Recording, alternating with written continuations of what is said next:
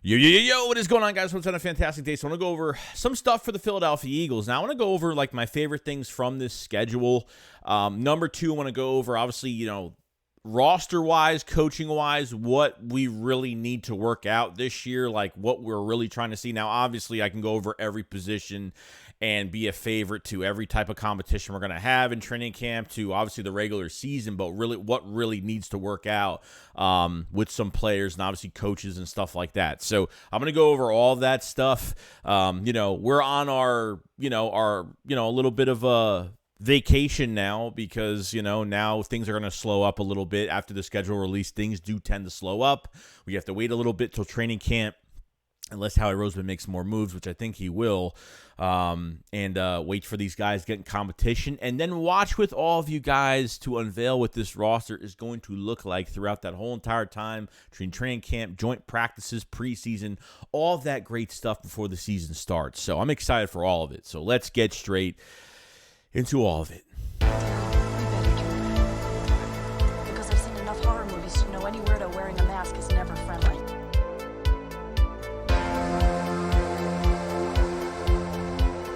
Yo, what is going on, guys? So I want to go over a few things here. Now, about the schedule, obviously a couple things I'm actually pretty excited about. When we face just teams in general, when you look at a schedule, and that's why I don't like doing schedule reviews. I've probably told you this a million times because they're very unrealistic. It's really hard to be unbiased about schedules, and you don't know what your team is going to look like beginning, middle to the end of the year when it comes to injuries, coaching. What's our issue? What's our problem? Do we have it? So there's a lot that goes on in a season. But honestly, I think the one game I'm really looking forward to is that Monday night game against the Chiefs, man. I'm pretty excited about that. Both teams are going to have bye weeks that week. Okay, really puts our coaches to the test. I like having this number one. I mean, do I think of this as like a number one, the toughest schedule? Not necessarily. I think they just made it tough because they put some good teams. I think right after this bye, KC, 49ers, Bills. So you have a few game stretch. You know what I mean? They play more of the the division games after that week 10 bye week, which the week 10 bye week is perfect for the Eagles. So if you have a hard schedule, at least the hardest schedule in the league, they should give you a good bye week. And I think week 10 is dead in the middle. Perfect. I like that bye week a lot. I think it's a perfect time to get guys healthy and get ready for a big game. Now, I'm not a big fan of the Eagles coming off a bye week facing Kansas City, going to, Arrowhead, but at the same time, I think they'll be juiced up enough to see this Super Bowl rematch. Let's make sure that, Casey's field is not slippery. But, I don't know. I had to throw that in there. You know how it goes. So I'm excited for this matchup. This is probably going to be one of my favorite games this year. There's going to be a lot of eyes on this game. Especially the Miami game too. I think the Miami game will have a lot of views on it too because of Tua versus Hurts. Tua and Hurts played at Alabama. Hurts was benched and blah, blah, blah. That'll be a big story for that Miami game too. But KC is definitely going to be a headliner because this could potentially be a Super Bowl rematch going into, at the end of next year. At the end of this year, which is going to be kind of nuts. So very excited for that game going forward. Another matchup, obviously, the Dallas Cowboys. I think this is like the one game I'm circling too, just because, obviously, like I shouldn't care about the Cowboys that much, but at the same time, I feel like the Eagles really need to do a little bit more. We split games last year. Obviously, Jalen Hurts faced the backup for the Cowboys, and obviously their backup faced, their starter versus our, one against our backup. So, it was a split. I want both of these quarterbacks in Dak Prescott and Jalen Hurts to be healthy by at least the first, I think, what is it, week 8 or 9? I forgot what week it is early in the season, but we play at home against them. And hopefully we do beat them. I think we can. Obviously the Cowboys are probably the second best team in the NFC right now. The NFC is just so weak. The NFC East might be a really good division next year. You could see the Giants in the playoffs. Washington maybe, probably not. They had a chance, but they lost, too many games at the end stretch. Other than the 49ers, the Saints, maybe will look a little bit better. There's really nothing in this conference at all. Like, really, there's not. There's no Tom Brady, there's no Aaron Rodgers. You're in the clear for. There's really no threat that's out there. Now, The other flip of this you have to remember is the teams have to watch out for us. As much as we're like looking at other teams and who we're going to beat, who we're going to lose to, potentially lose to, they got to watch out for us too, because the Eagles have made a lot of good moves this past offseason with their offense still intact and ready to go. So obviously winning your division's a big one. I think even if the Eagles win the division, I still think the Cowboys will be in the playoffs regardless. And they have I wouldn't say not an easy schedule, but not tough either. I think they have a neutral one, but they obviously, need to see what's going on with Dak Prescott and how many more excuses are you going to have for him. They finally get him a number 2 receiver, and they finally, get a number 1 corner for 1 year, so hopefully, I thought their draft was pretty well at Mazi Smith. I thought they did a good job. So I give respect where respect's due, but, it's down to McCarthy's play calling, and it's down to, how much are they going to run the ball with Pollard and obviously the guy from the ex-Tampa Bay, I keep forgetting his name. I've only played 5 games last year. They could potentially sign Zeke back. You know what I mean? So, offensive line's got to stay healthy, and, Dak Prescott can't choke in games, and Mike McCarthy's calling the plays. So, a coordinator gets fired, now a head coach. I don't think McCarthy's going to be there for much longer, maybe another year or 2, but that's probably the last I can think of it as of right now. So I really want to face the Cowboys this year, especially first game being home. It's going to be great. Can't wait for it. And, I know we're going to beat it. So pause. So I think that's really important. Now, I think one of the first matchups, which is the first game, we don't have to wait too long for this matchup. It's going to be Juju Smith-Schuster versus James Bradberry. Yeah, we've been kind of waiting for this because I can't stand Juju Smith-Schuster. He thought he was the number 1 receiver with the Steelers. Didn't pan out. He goes to KC and he acts like he's just something special, okay? You know how many receivers go to KC and come out so successful? They go to other teams and can't play for nothing, okay? There was a lot of rumors with the Eagles getting Juju Smith-Schuster a year or 2 ago. I remember the Eagles had a deal on the table, and he decided to go back to the Steelers. I remember that when that happened. He's going to be with the Patriots now. That team is so bad. It is offensively, and most likely will be. Okay. Mac Jones is not going to last, okay? Juju is going to – obviously, Bradbury's going to want a piece of him. And obviously, between all those TikToks that Juju Smith was you won a Super Bowl and you're still talking crap and you're still making TikTok videos and you're still doing the dumbest crap. He's just another generation of just – he just can't humble himself. He's just one of those dudes that just can't humble himself. He won a Super Bowl and he still got to flap his gums. So, now he's on another team. And that team is not going to bail him out this time because I guarantee you he won't. I guarantee you he won't have over 100 yards in that damn game. First game for the Eagles of the season against the Patriots at Gillette Stadium. Ain't going to matter if it's home or away. The Eagles are going to dominate regardless. So this is the matchup I'm really looking out for this year, and I'm very excited about it. And we don't have to wait that long for it, which is great. So. Now, moving on to the roster coaches, stuff like that. So what really needs to work out this year, like badly, okay? I know every position needs to work out. I mean, you want your roster to be perfect, but at least not just for this year, but for the future. You know what I mean? So I think when you look at the defense, right, where does it start with on your defense? It's your defensive line. What are the 2 players that are going to be most important this year? It's going to be Jordan Davis and it's going to be Jalen Carter. There's no doubt. Now, I give first-round picks 1 year. I give them over a year. Like, obviously, if something happens, they suffer an injury, they don't play up to standard their first year, I don't make a big deal about it. I mean, I still think Jalen Carter is going to play really well this year. I don't think he's going to have double-digit sacks. Okay, there's a lot of Hall of Fame defensive tackles that didn't get double-digit sacks their first year. Okay, Warren Sapp only had like 3 sacks his first year. Aaron Donald had 9. Every player is different. You know what I mean? But obviously he's a very special person, very special player. So very excited for him. Jordan Davis, these are the 2 guys that are really important here. Jordan Davis really needs to step up this year. Okay, we had a problem with his conditioning last year.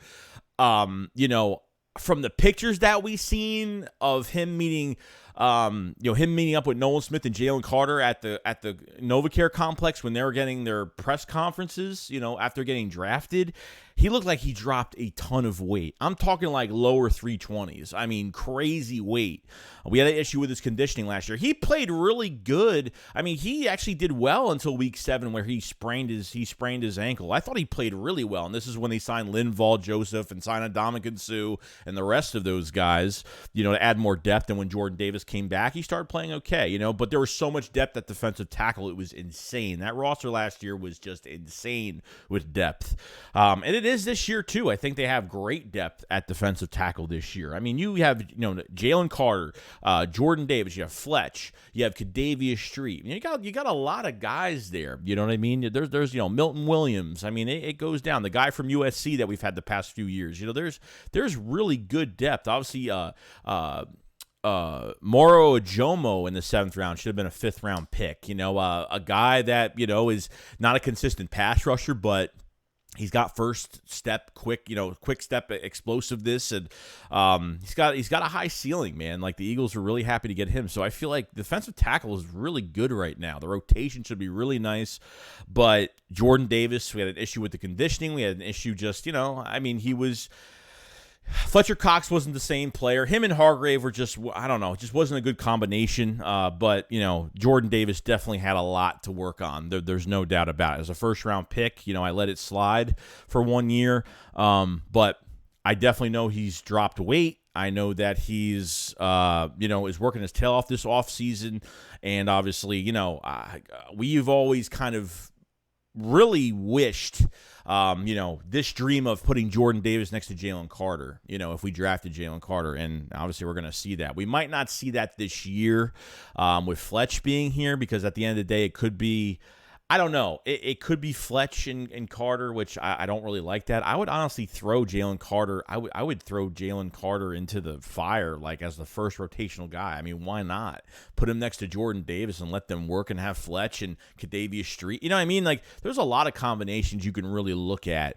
You know what I mean? So, Jordan Davis he's just got to get more in shape, and I think he'll be good, man, because if, you got to pick your poison now. When you have this defensive line right now, you really got to pick your poison with who you're going to block, who you're going to double team. And, you double team on Carter, Davis has that strength advantage one-on-one. And then, there was a few times he fell down last year. Like, he got manhandled last year, it was his first year.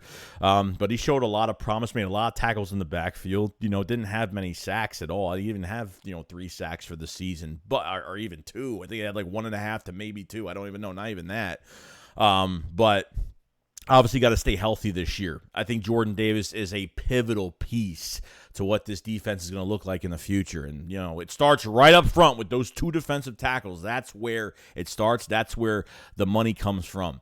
This defensive line makes up the rest of this roster defensively. Okay, so with a good coach that can get a nice pass rush, a lot more could happen here with both of those guys. So, very exciting. And even the defensive ends with Nolan Smith. I mean, I don't have him on the slide here, but Nolan Smith is really important. Like, you got to make sure that this man's going to work out, because you're losing 3 defensive ends in 2 years. Because really, if Brandon Graham plays good, they might bring him back for a cheap deal, but he might retire. Barnett's gone, and Hassan Reddick's only here for 1 more year. But having that, at least the guy that you're compared to play on the same team with you, and he's not retired, or, this is a guy that's in the league right now that had double-digit sacks last year, and to learn from the best, for the best defense that played last year, I mean, you can't complain about it. So Nolan Smith is definitely a vital piece as well going into the season. Now, I understand we could talk about linebacker. I just think when it comes to defensive line, it's more important than linebacker. I think obviously getting pressure and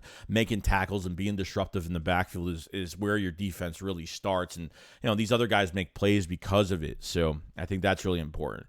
And yeah, Sean Desai is going to have a big test in front of him going into this year. I'm glad it's a tough schedule. I'm glad that, I think we finally got a coach here. I mean, look, there was a lot of people in the comments section, which I already knew people were going to be like, well, we haven't played yet. Well, I said no. I think half the people don't even watch the video. I think half the people read the title and they're just like, I don't believe, he just said it. We have to see it. I'm like, no shit. I get it. I 100% get it. Okay. I can tell when some guy's trying to find things to say, but when I look at this guy and when he's saying certain things, I feel like I do believe him. Okay, when he talked about obviously he wants teams to feel this defense was a good one. him being hired as, attention to detail type defensive coordinator was great. Talking about putting pressure mentally, destroying quarterbacks, putting pressure on quarterbacks, getting to quarterbacks physically and mentally was a huge one, which is one of the biggest problems of giving quarterbacks 70 to 90% completion percentage the past couple seasons was ridiculous. The only reason it didn't happen as much last year than it did in 21 because we had more talent and more players bailed out Jonathan Gannon last year. That's the reason why it didn't happen as much last year, but still, it happened. Taking your foot off the gas. Sean Desai has a 22.6% blitz rate, way higher than Gannon. He hasn't been a coordinator since 21 with the Bears.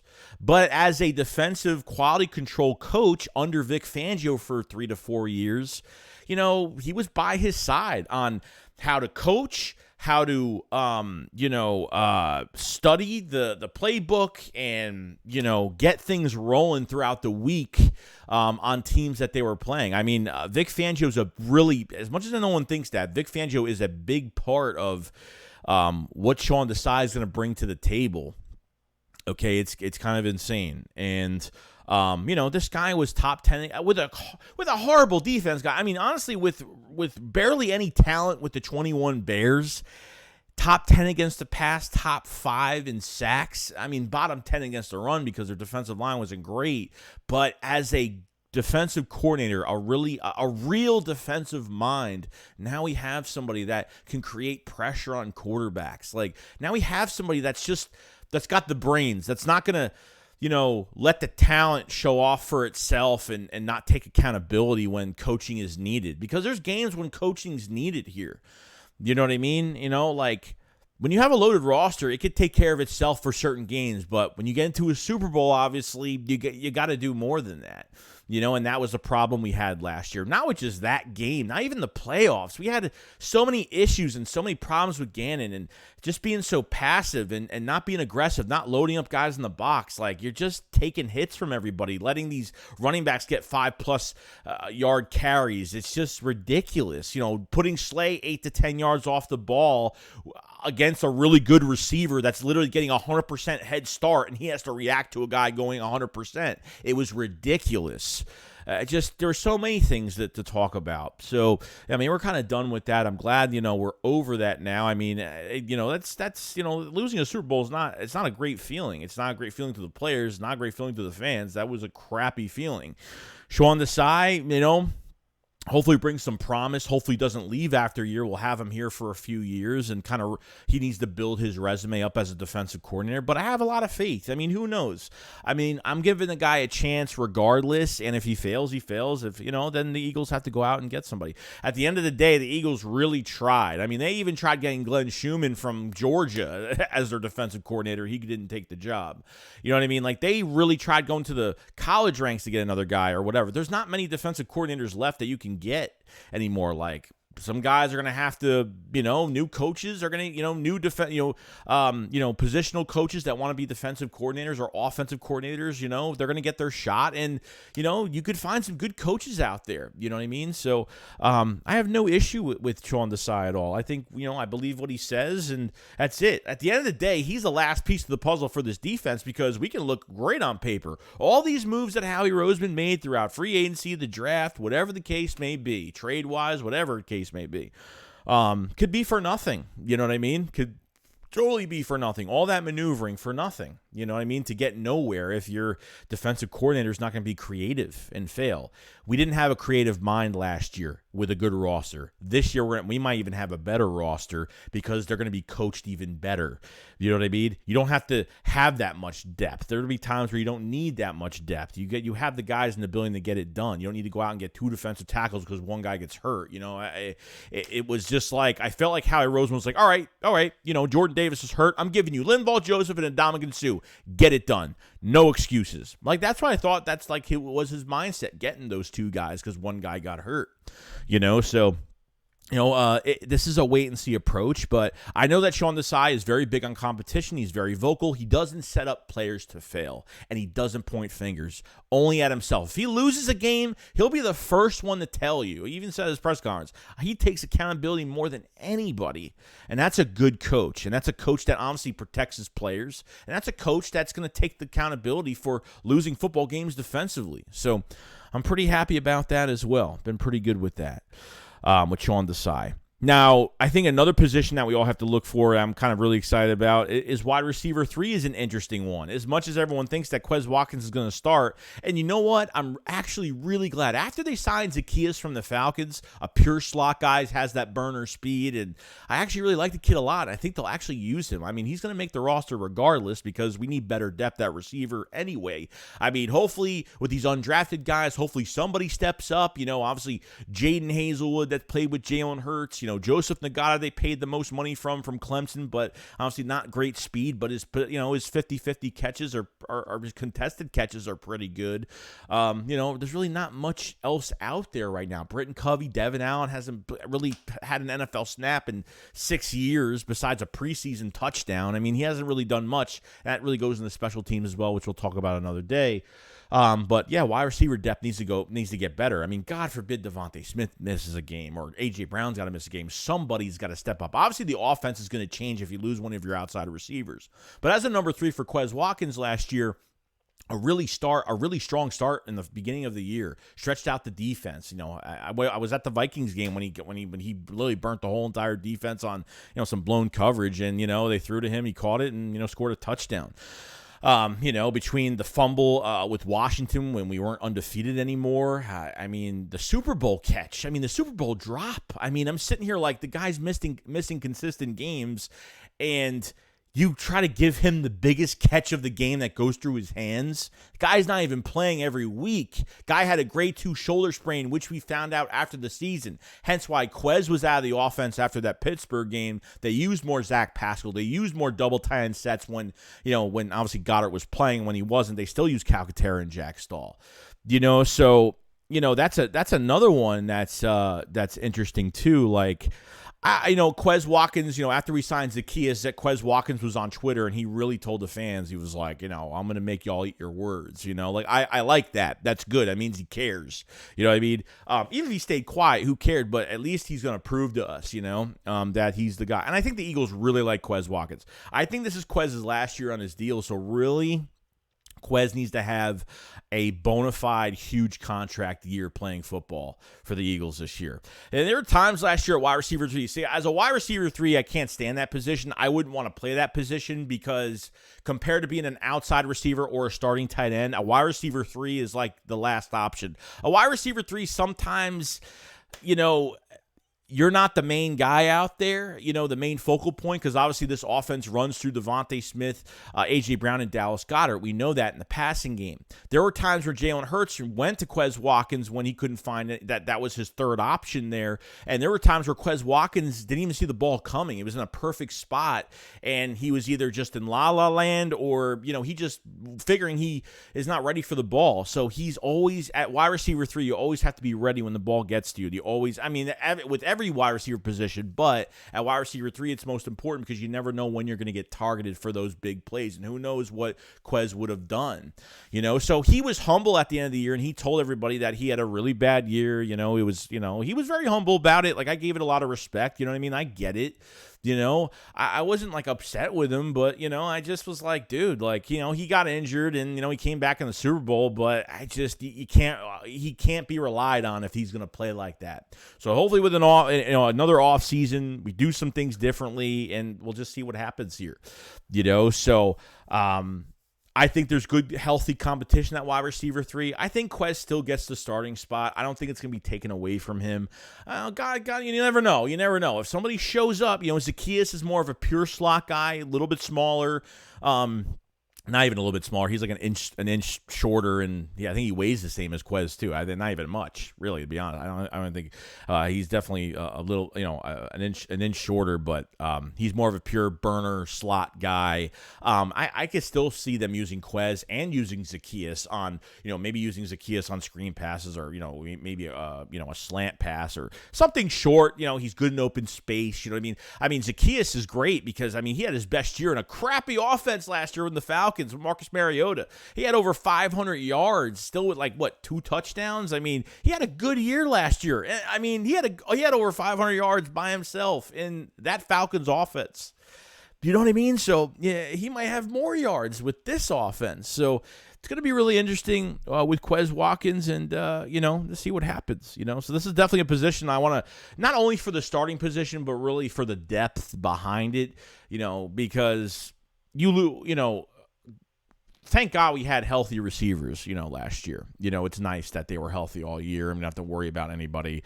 So this year, we got to see who could step up, whether it's Hazelwood, whether it's Nagata, whether it's, I don't care who it is. Covey's not going to step up as a receiver. He's not going to play receiver. Devin Allen is probably going to be on practice squad. I think he's going to get pushed out. I think potentially they could keep 7 receivers this year. I think that's a definite, because I think they're going to keep Covey as well. So I think 7 they will keep, but we'll see. I could be wrong. Now, the running back position is interesting too, and Rashad Penny. I'm interested to see how they use Rashad Penny, how they use DeAndre Swift. Boston Scott will play special teams. Might get his chances at running back, not as much with these 2 guys now in the building, because I think with Rashad Penny you get really nice ground for pound, open space, gets to the second level. He's burned us. Last time we faced Seattle, he destroyed us. He ran all over us. You know what he could do in open space with that speed, and he loves contact. He welcomes contact, and I would love to use Rashad Penny as a finisher, kind of tire out defenses with him, and then start get your passing game going again. And you know what I mean? Which it helps your offensive line a little bit. It'll help that pass rush a little bit, where it's not getting to you when the guys are getting real tired because of that run game. Obviously, with DeAndre Swift, you're getting a guy that could not only could put you in the passing game, but he can cut on a dime. He could change direction so quick with that elite vision that he has. He can go 100% in 2 seconds with his running. It's absolutely insane what DeAndre Swift could do. Now Swift, missed missed only 3 games last year, which I wouldn't call that a big he's injury prone, but he got injured last year, so you got to watch out for that. And Rashad Penny he came here for $600,000. He came here for $600,000. That's it. You know why? Because he's been hurt every single year. He's been hurt. He only made it to week 5 last year. That's it. He only played 5 games. So, I wanted them to bring in another running back, whether they drafted one high, drafted one later in the rounds, or they went out and got one and traded for one. Dalvin Cook really wasn't realistic. I thought Swift would be realistic because of his number, and it was only $1 million to $2 million for the year. A 25 4th round pick for Swift is literally nothing. We got him for free. Okay, so now you have DeAndre Swift playing for himself, which an extension could happen. You have Rashad Penny definitely playing for himself for another contract. So now the distribution of the football, how they use these guys is going to be really interesting. Plus, what are they going to do with Kenneth Gainwell? Because now I think DeAndre Swift is definitely the lead back of this team. There's no doubt about it. And since he's, 24 years old, the Eagles would be and I don't say they give him an extension right now. I think they wait until mid-season something. I wouldn't wait till the end of the year, because then other teams are going to start, calling him and whatever the case may be after the season's over. I think they try to lock something up with DeAndre Swift for, I wouldn't say a mega extension to 3-4 years. I'd say they give him a 2-year extension, something like that. I'd say 2 years. I'd say give him 2 years, and if he does something after that, then great. You know what I mean? But some assurance to work out that contract where you're not going to lose that much money, and if he gets hurt or something like that. where it's not going to be crazy against the cap. But I don't care about the contracts right now. All I care about is how they're going to use these guys. Is Rashad Penny the second back and Gainwell being the third? I don't know. Gainwell had a really good year last year. I mean, every year he's getting better. And even in the playoffs, I thought he played his best in the playoffs. He played real physical. He just and Kenneth Gainwell doesn't have like a specific special skill set of running. He doesn't have the special moves. Like, I think in open space, he always make the first guy miss 9 out of 10 times. He's good at catching the football. There were a lot of times where he would catch the football and tip it towards himself 3 times and catch it. That happened so many times. Miles Sanders is the same thing a lot of the times too. When he had, obviously when they, threw to him, which was very rare. But with Kenneth Gainwell, like, I'm excited for him as well. But now with adding, Boston Scott in the mix, you have that smallish type Darren Sproles 2.0 type back where you can use him and be a sneak attack on teams. And only if you want to use him for Giants games, I'm totally fine with that too. You know what I mean? So that's all I got to say about the running back position. We're going to find out how they use these guys. I mean, I'm serious about Rashad Penny being a finisher, man, and like just tiring teams out with him. And then Swift would just, oh, God. I mean, Swift has never been with a mobile quarterback before. I mean, that exchange is going to give so much attention between those receivers, that tight end, that offensive line, that exchange of, like, it's dangerous, very dangerous. So I'm excited for the running back core a lot. I'm excited. Lastly, yes, we are almost done with this video. We are getting there. There was 2 things I was going to go over, but I'm going to skip on that last one because it's not really that important too much. I'll put it in another video. Not today. Last but not least, Jalen Hurts, the most important player on this team that, gets us forward. Hurts, I couldn't be any more happy about what he's done for this team. Do I wish he would get an MVP? Yes. Did I think he deserved it last year? Yes. But unfortunately, the league does not respect. Really before he got hurt, I mean, that was it. Once he got hurt and he missed a couple games, that was it. I mean, there was no coming back. He was going to lose MVP. He probably would have still lost anyway. His overall touchdowns are not going to be respected. His rushing touchdowns are not going to be respected, even though they equal the same amount of points as a passing touchdown. It's just not going to happen. I mean, I don't get how Lamar Jackson wins MVP, but I still don't get the difference. I understand with the numbers might be a little different, but the passing touchdowns is where is going to affect Jalen. No, I'm not saying he can't do it. I'm just saying, he likes to run. I mean, the Eagles like to use him in those read options. He likes to run with the ball in his hands and get touchdowns. His touchdowns are going to come from a lot of that. But I don't think he's going to get enough respect to win MVP. He's an MVP finalist last year, and, he didn't get it, and I don't think that's the most important thing. You know what I mean? It would have been nice if, we won the Super Bowl last year, and even if he didn't get it, who cares? You know what I mean? Super Bowl MVP is much better than MVP of the league. You know what I mean? Like, I'd rather have him be the best player in a Super Bowl than the best player of the year. You know what I mean? I think the Super Bowl is more important than anything when you're in that game. But I think he'll have over 4,000 yards this year, easy. I think, we're going to run the football a lot too. You got to take that into consideration. And obviously his running style and, we win games because of his legs and what he could do. And now with a dangerous running back core, it's just going to be even more crazy because the amount of attention, keep these defensive guys on their heels, not knowing what to do. And if they look the wrong way for one split second, man, it's a touchdown.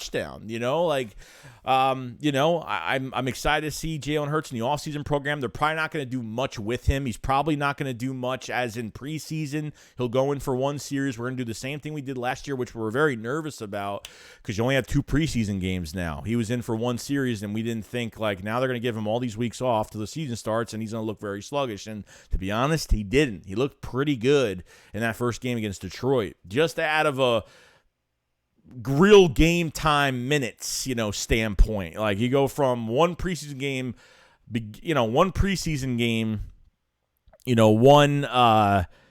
one series, and then you don't play real time game game minutes until a real game in like a month, a month and a half. You know what I mean? So it's that realistic right now. So I'm excited, man. Like Hurts deserved every penny that he got. It helped the Eagles out tremendously. They made it a cap-friendly deal. That deal that he got was fantastic, and that's our quarterback, man. We're going into the first year of our technically signed franchise quarterback, and couldn't be any happier about it. So very excited for that. Now this video has been 33 minutes long. I don't know why I'm making these videos way too long, but I hope it's not a big deal. But I do appreciate everybody. If you last this long, please subscribe to the channel. Make sure you like the video as well. It does help out the channel out a lot. If you made it this far, if you didn't, I don't blame you. Trust me, because I talk way too much. I can talk about this all day. And I will see you guys on the next one. You guys enjoy the rest of your weekend. Shakes what up, follow us live. Peace out, guys. Peace.